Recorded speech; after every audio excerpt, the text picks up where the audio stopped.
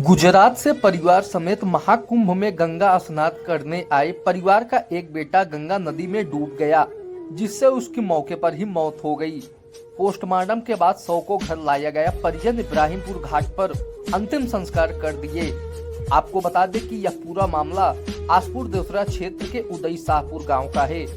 गाँव के निवासी सुरेंद्र कुमार शर्मा अपने परिवार के साथ गुजरात में रहता है। वह प्रयागराज में चल रहे महाकुंभ में स्नान करने के लिए अपनी पत्नी साधना और बच्चों के साथ आया हुआ था। शनिवार को प्रयागराज महाकुंभ में गंगा स्नान करने के लिए गए हुए थे। वहां पर भीड़ ज्यादा हो जाने के कारण फाफा मऊ में ही स्नान करना मुनासिब समझा, जिसके बाद बेटी रिया 17, छोटी 16 और दोनों बेटे राज 15, हर्ष 12, चाचा महेंद्र कुमार, चाची पूजा, सेजल, शुभम, साथ ही बगल के रहने वाले गोलू, गगन सब एक साथ गंगा जी में स्नान करने के लिए उतर गए, जिससे राज नहाते समय डूबने लगा। राज को बचाने के लिए महेंद्र, गोलू, पूजा, सेजल गहरे पानी में उतर गए, लेकिन वे लोग भी डूबने लगे। साथ में गई गुंजा को पानी में तैरना आता था। बिना देर किए गुंजा गंगा नदी में छलांग लगाकर 4 लोगों को डूबने से बचा लिया। राज को बचाने के चक्कर में खुद भी डूबने लगी। आसपास मौजूद लोगों ने किसी तरह गुंजा को बाहर निकाला, पर तब तक राज नदी में पूरी तरह से डूब गया था। इसकी सूचना गोताखोरी को दी गई। गोताखोर आकर राज का शव गंगा नदी से बाहर निकाला। शव को पोस्टमार्टम के लिए स्वरूप रानी प्रयागराज में ले जाया गया। रविवार को जैसे ही राज का शव घर पर आया तो भारी तादाद में लोग संवेदना जताने के लिए घर पहुंच गए। राज के शव से लिपटकर दादा अभय, दादी सरोज देवी के साथ मां बहन लिपटकर पिलाने वालों, जिससे वह मौजूद लोगों की आंखें में नम हो गई। राज के शव से लिपटकर दादा अभय, दादी सरोजा देवी के साथ मां बहन लिपटकर पिलाने वालों, जिससे वहां मौजूद लोगों की आंखें भी नम हो गई। दोपहर बाद शव को अंतिम संस्कार के लिए इब्राहिमपुर घाट पर ले जाया गया, जहां पर उसका अंतिम संस्कार कर दिया गया।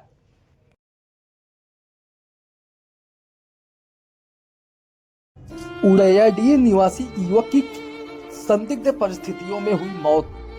खेत की सिंचाई करने गए युवक की संदिग्ध परिस्थितियों में मौत हो गई। परिजन बिना पोस्टमार्टम कराए ही शव को अंतिम संस्कार के लिए चले गए।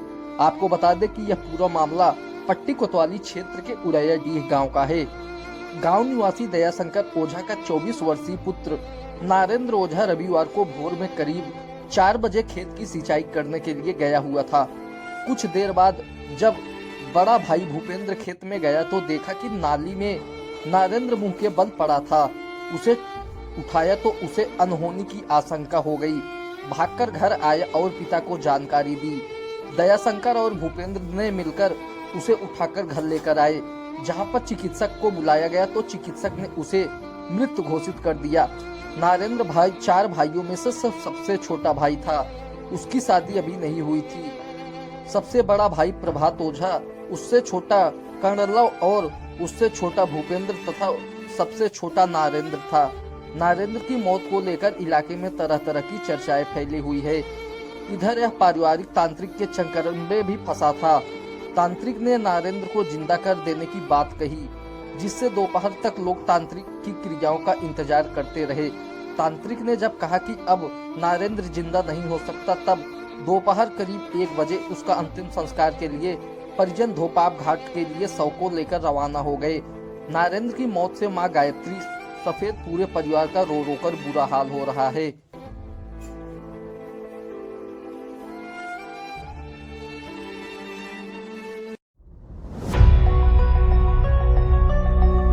गैंगरेप के 3 आरोपियों पर पट्टी पुलिस ने की गैंगस्टर की कार्रवाई, गिरफ्तार कर भेजा जेल। गैंगरेप के 3 आरोपियों को 2 अलग अलग स्थान से गिरफ्तार किया गया है। पकड़े गए आरोपियों पर गैंगस्टर की कार्रवाई करते हुए पुलिस ने जेल भेज दिया है। आपको बता दें कि यह पूरा मामला पट्टी कोतवाली क्षेत्र के एक गांव का है। गांव की एक महिला ने मुकदमा दर्ज कराया था कि उसकी बेटी जो पुलिस की तैयारी कर रही थी, 7 मई 2023 को भोर में करीब 4 बजे घर से दौड़ने के लिए निकली हुई थी। इस दौरान 3 युवक उसे बंधक बना लिए और उसके साथ गैंगरेप किया। इस मामले में पुलिस ने गुफरान उर्फ लाले निवासी लोहिंदा थाना, सुजानगंज जनपद जौनपुर, रुद्र प्रकाश विश्वकर्मा उर्फ रोहित निवासी लोहिंदा सुजानगंज जौनपुर तथा मोनू उर्फ शत्रुघ्न पुत्र छोटेलाल निवासी रामगंज थाना आसपुर देवसरा पर सामूहिक दुष्कर्म समेत विभिन्न धाराओं में मुकदमा पंजीकृत किया है। पुलिस ने रविवार को कोतवाल आलोक कुमार के निर्देश पर एसआई अजीत सिंह, सिपाही सोनू गुलशन, अभिषेक सत्यम शर्मा के साथ गुफरान और रुद्र को पंडरी चौराहा जनपद जौनपुर से गिरफ्तार किया है, जबकि मोनू उर्फ शत्रुघ्न को उसके घर रामगंज से गिरफ्तार कर लिया गया है। पकड़े गए तीनों आरोपियों को विरुद्ध गैंगस्टर की कार्रवाई करते हुए रविवार की शाम 4 बजे न्यायालय के समक्ष प्रस्तुत करते हुए जेल भेज दिया है।